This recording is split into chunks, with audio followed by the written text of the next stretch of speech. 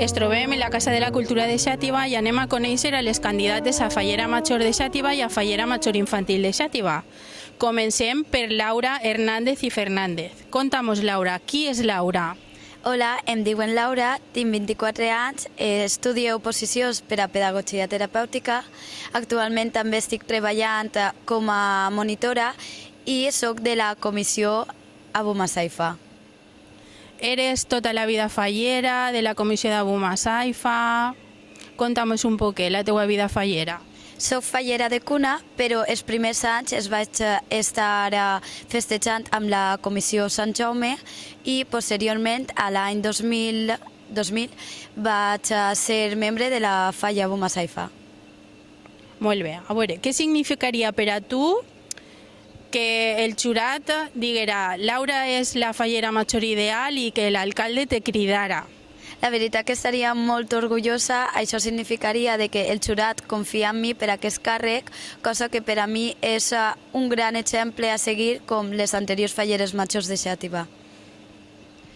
Estàs preparada per a viure un any tan intens i en tants actes? Primer, estic preparada per ajornar aquests dies de convivència i posteriorment, en cas de ser l'escollida i rebre aquesta esperada telefonada, estar completament preparada per a aquest any.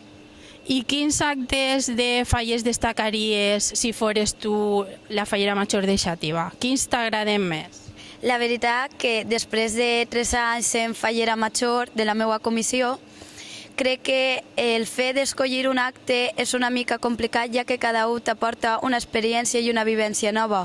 Però he de dir que especialment la crida, el fet de dir ja estem en falles, a tot faller, a tot xativí i a tot veí de la nostra ciutat.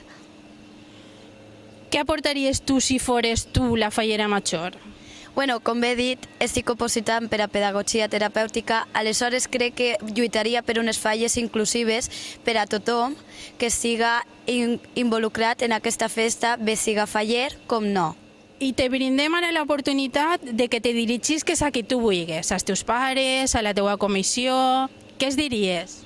Sincerament, sí, gràcies per l'oportunitat de poder-me dirigir a aquestes persones, especialment als meus pares, a la meva comissió i al meu president, Pablo, que són els que han estat ahí apoyant-me i donant-me tot el suport necessari per a donar aquest pas endavant. Pues molt bé, moltes gràcies, Laura. Esperem que recibisques la crida de l'alcalde. Moltes gràcies. Moltes gràcies a vosaltres.